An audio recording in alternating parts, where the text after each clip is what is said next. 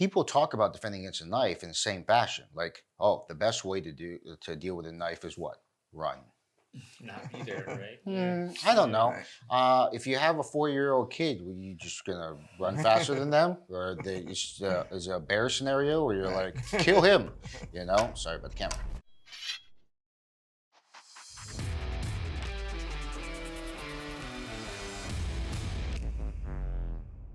So, how do you guys feel about real knife fights being too violent for controlled techniques? So the context to that is that knife fights happen so dynamically and they're so unpredictable that you can't teach how to defend against an attack. And I know that I am in the minority when I talk about this subject. For those that are untrained, anything is too dynamic and too unpredictable to be able to deal with, right? So if the highest level of football that you played was with you and your, high school buddies, and then you got thrown into an NFL football game, I don't give a shit who coached you prior to that. You are going to think things are moving so fast and things are so violent that there isn't a possible way that you could run training in an effective manner to where you could actually have lockdown plays. But technically, in professional football, that is exactly how they do it. And they do it at such a small uh, percentage of the actual play that it's very scientific, right? And so you can take any other type of training. It doesn't have to be, a sport like that. You can take striking. So like people like to use striking for self-defense, and the thing is that at no time would I throw a 1-2 combination at you and then you show how to properly defend against that and someone go, well, when people throw for real, what happens is, it's so dynamic that you wouldn't even be able to do something like that. It's like, yes, that's absolutely correct for you. And with that attitude, yes, you are never going to be able to have enough um, knowledge or skill or experience to be able to deal with somebody that is actually throwing shots at you.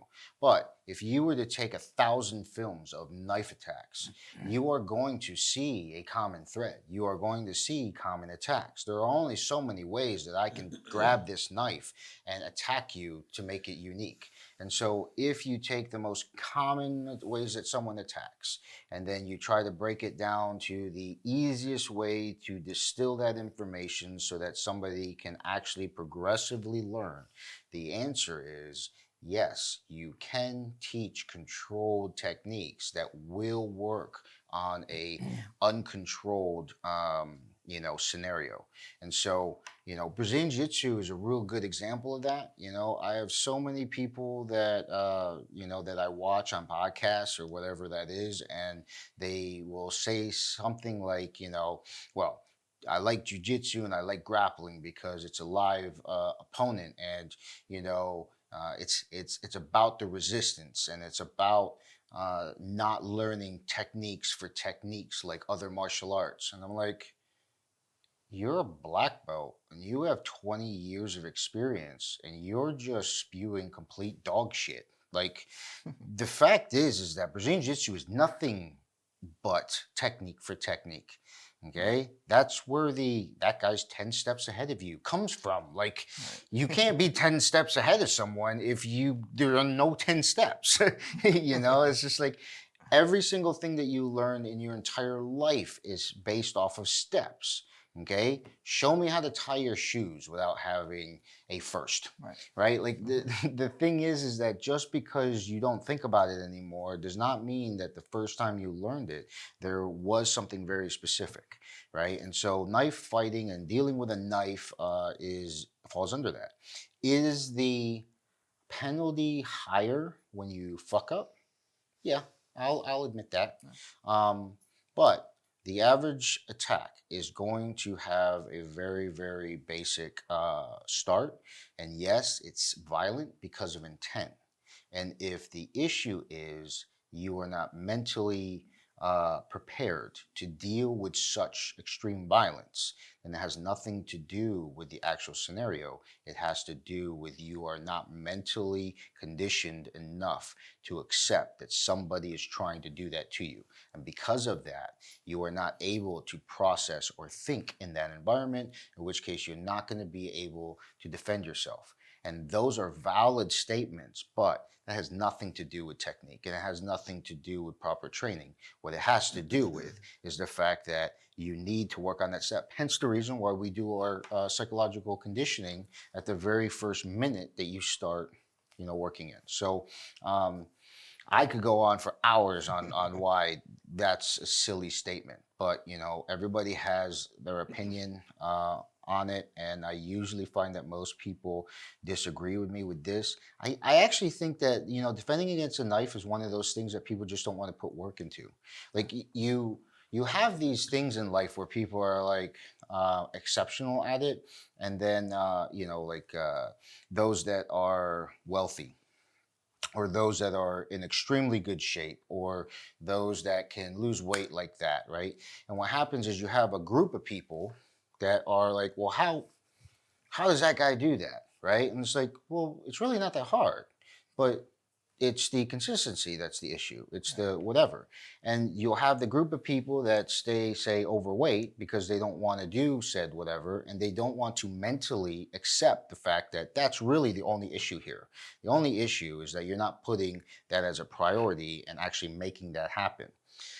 People talk about defending against a knife in the same fashion, like, oh, the best way to deal with a knife is what? Run. Not be there, right? Yeah. I don't know.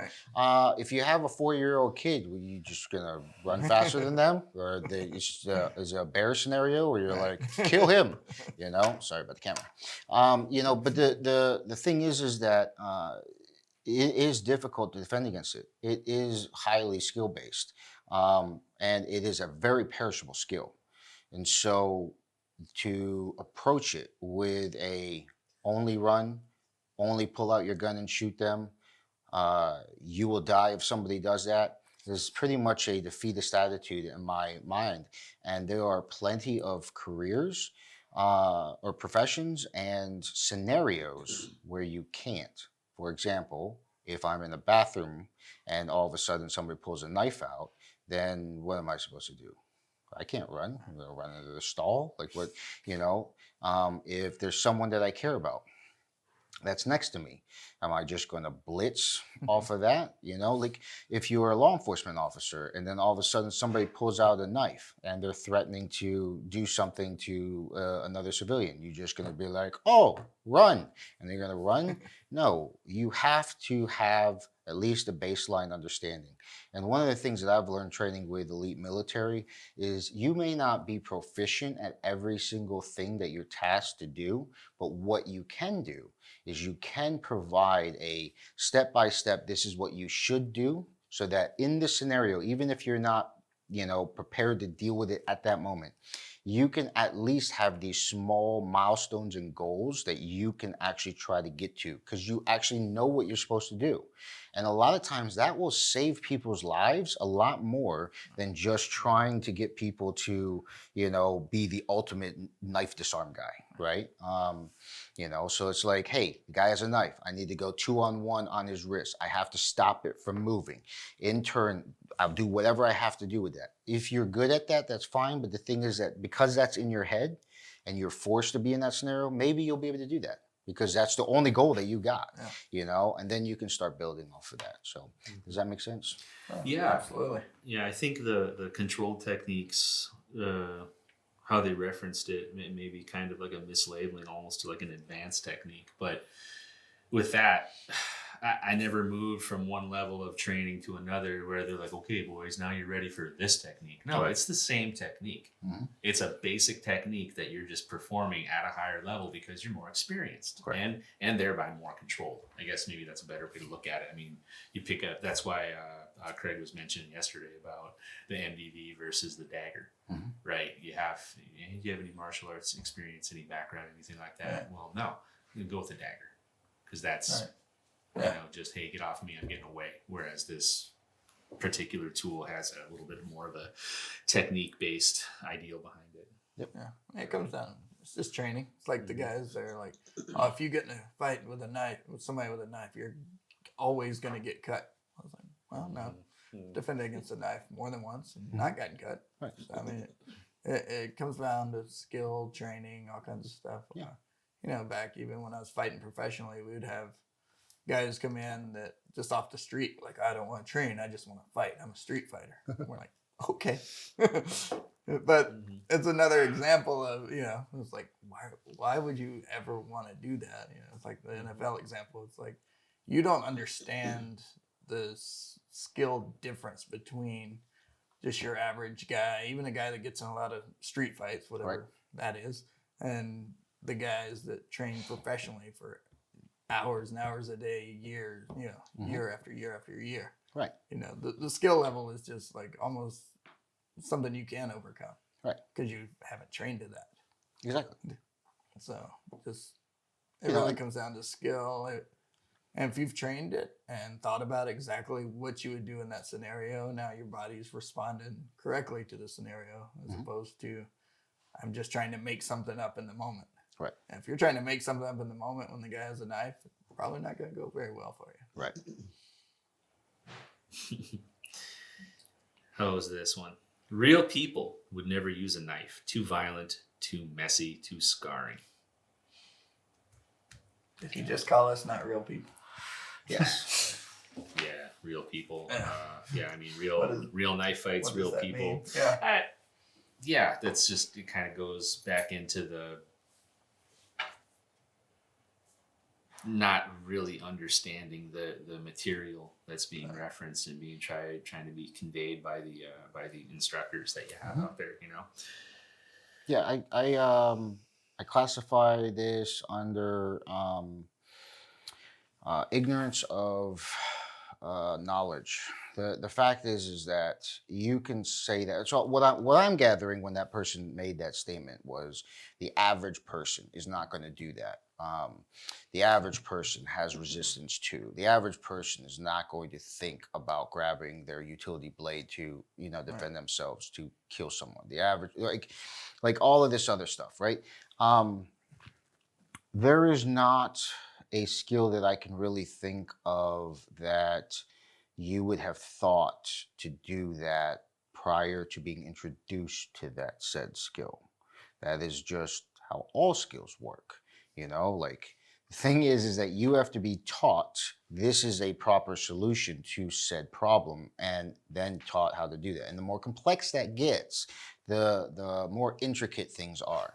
When you start talking about this environment, I'm not talking about a layman. I am talking about somebody that is trained. I'm talking about, you're asking me a question as a professional that has been and is still responsible for those that he trains, and the people that he trains actually goes out and they actually put themselves in harm's way, and they have to perform these actions and these techniques and these, the mindset that I pass on, or there are horrible effects that will happen as a result if I didn't prepare them properly, right?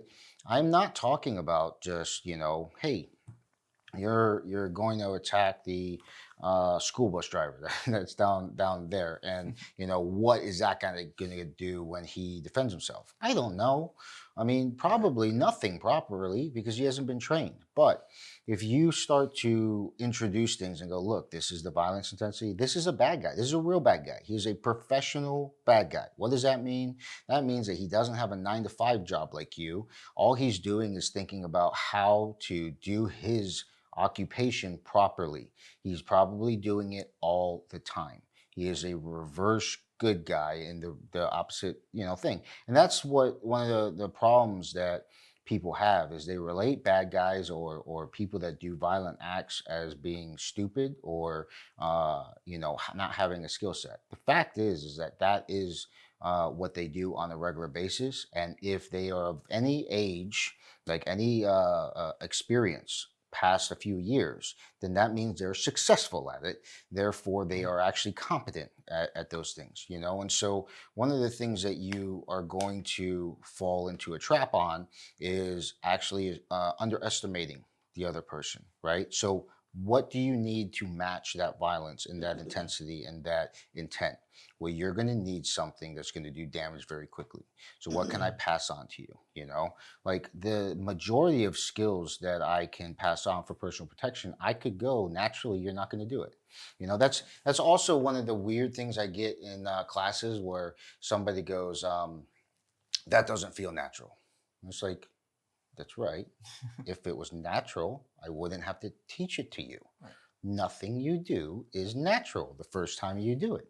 Otherwise, I wouldn't have to teach it. Like this, that's common sense. Like there's, you know, it's like I don't know. It's one of those.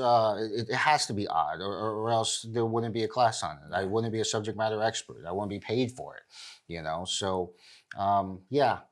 Technically, there is a psychological resistance to using an edge weapon. There is a psychological resistance when an edge weapon is presented in front of you.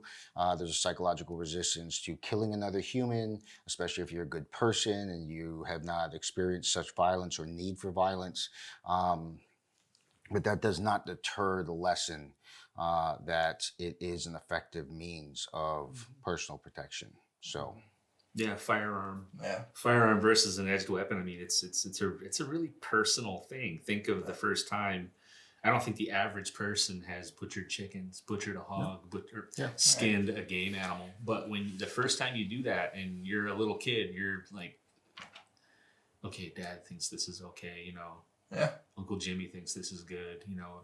Yeah, okay, I can do this, you know. Right. And you get desensitized to it in such a way that that's the reverse bad guy. Mm-hmm. Yeah. They're really good because they're desensitized to Right. that. They're ready to go out. Those knife videos, the 1,000 that you see with the knife attacks, the ambushes, where they're really fast and really brutal. Right. And you're like, I would not have seen that coming. Yeah. You know, the average person would not see that coming. Right. You know, and the average person. I Yeah. mean, that's who's making a lot of these comments, and I think it helps for them to hear the responses and understand that there's a little ways to go before you're not an average person. Right. Again, like I don't know exactly what they mean by real people aren't going to do this, but Jimmy's hung up on that. I am. What's a real person? Yeah. So no, and you get the whole thing. Reality-based training is Yeah. just a big buzzword in Yep. the self-defense, which is another buzzword. Community, but you can train people out of their natural aversion to using a knife or doing extremely violent things to people. Mhm. But you have to also counter that with some type of control. Right. There has to be a control aspect, or you're just going to, we're not telling you, hey, we're going to go out and just do this to everybody. Mhm. This is a skill that we're teaching you that may be useful at some point in your life. Hopefully not. Right. Well, Yeah. Well, we all agree that, we hope none of our students have to do the things we teach them to do. Absolutely. Yes. But if they are put in that situation, I would rather have somebody that I've trained have that skill level. Correct. And it would be harder for me to live with myself if I held that back and be like, okay, I'll show you how to palm strike, but I'm not going to show you how to use a knife. Right. And then that next day they get attacked and, hurt bad or raped, killed, something like that. And I withheld that information that could have saved their life in that moment. Right. Yeah. I mean, I've had a group discussion that we'll put on the Elite U that all three of us were a part of, where I give two different stories where the legal issues that happen afterwards because the person effectively used the techniques taught to them was the issue of the entire scenario. If the same, because we would have known what would have happened to both young ladies if they did not succeed, because we would have heard about them passing away in a violent manner. So the thing is that we've had conversations on that's really messed up. They had to defend themselves. They killed the other person. now they're in a whole heap of, legal problems. But talking to them and their families, they are always um, uh, they're always appreciative of the fact that they're able to have this conversation. Right. Like, and it's like that would be the worst thing, is to find out someone needed skills and you knew that you purposely did not give them that skill. Right. Right? Like, I have time to teach this, and Right. then you just like don't. Right. And then all of a sudden something happens to them, or you Right. go, I'll have time, I'll see them next week. Right. And then what happens is, in the meantime, something happens, and Right. you're like, if I taught them, if I went over that, would she have survived? It's the reverse problem that we have. We have Yeah. the problem of going, man, she's probably going to be in jail for a while before she actually gets released. And obviously the psychological effect of her having to do that is going to be there. But how much more of a psychological trauma would it have been if she had to endure whatever it was that was happening? Like, you can't play that back and forth as the instructor. And I feel that it's much easier on me for my job just to provide the skills and just be like, if you need the skills, use them. But at no time do I have to look myself in the mirror and go, I had more to give. Right. I didn't, give them.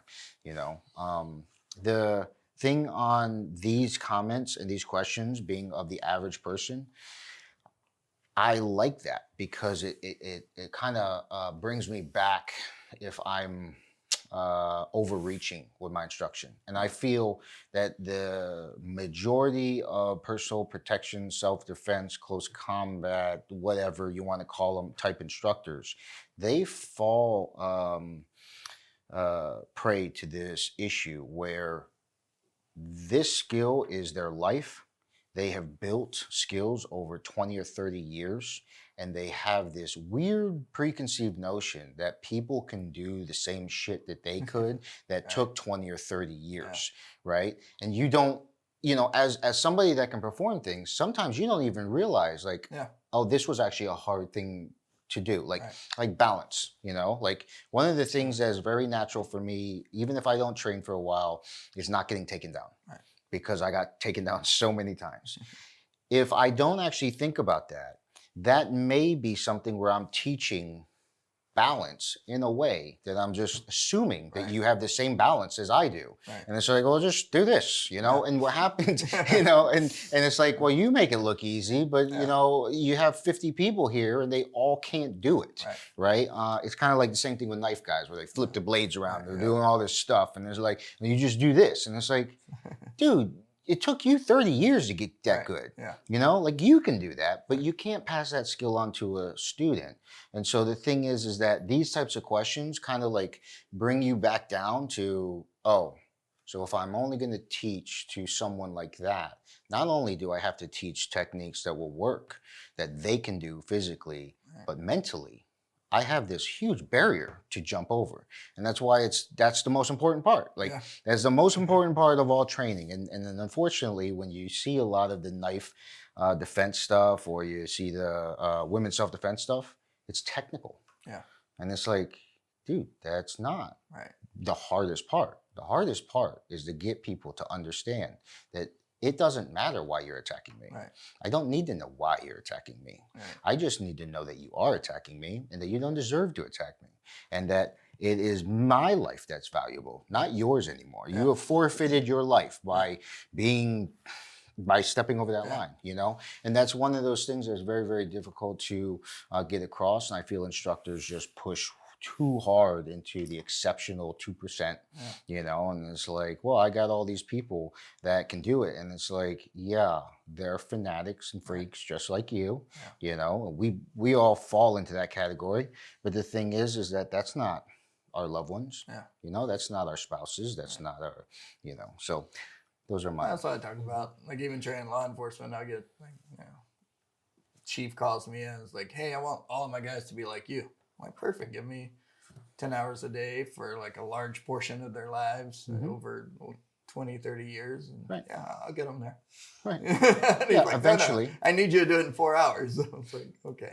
And that's where, like, even setting up, like, my law enforcement training program, it was like what we talked about. Good, instructors enjoy what they do, so they do it a lot. Right. Most cops don't enjoy going to the gym 4 or 5 days a week and rolling around, and so you need to develop skills for them, but you also need to take my experience and give them a skill set that they can actually use, but also at the same time give them an understanding of what real violence is. So because a lot of times you see cops, they do, when they're trying to take people down, technically they're doing the things they need to do. They're controlling the wrist, they're pressing on the elbow, trying to do like a straight arm bar takedown, but they don't do it with the proper intent.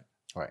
And that's why the guy doesn't go down. Then it goes back to you lose confidence in the technique because you're not applying it with the proper intent for that situation. So, right. Yeah, there's a lot that can be said on this topic. Yeah. I mean, the fact is that it is an art form to teach, and if you don't understand that, then you're not going to relate to your student. Therefore, they're not going to grasp what you want. Right. And I know of a number of students that have come to me from other seminars where they're like, he was very excited at the end of the seminar, and I was not, because I felt like I didn't learn anything. Right. Like, it was cool to meet this guy, and it was cool to come to this, but he taught stuff that only he could do. He's like 6'2", he's athletic. He's asking me to like choke this guy with with his legs, and then all of a sudden I'm like, I'm short and stumpy, and and then when I ask him, he's like, well, just do it like this. And it's like, you can't even understand the basics of like, my legs don't do that shit. And it's like, I'm paying you to get better. I'm not paying you to show me what you do. Right. I would just watch you perform if that's what I wanted, and so I feel like a lot of times instructors lose sight of that, and they can't relate to their students. They can't understand why someone wouldn't want to study something extensively, like it's they're whatever. I mean, it's the same thing with fitness. I have this pet peeve about fitness people. It's just like, dude, people don't like working out. Right. Like, you just aren't going to get someone who doesn't like to work out to be as enthused about it. You got to give them goals. Like, and so it's like, and it has to be something that you can like continue to stretch out, and it's like, well, you got to love it. And it's like, well, guess what? Right. If that's your requirement, you're not solving the obesity problem. Like, that's, people love to eat. That's right. So anyways, we'll move on.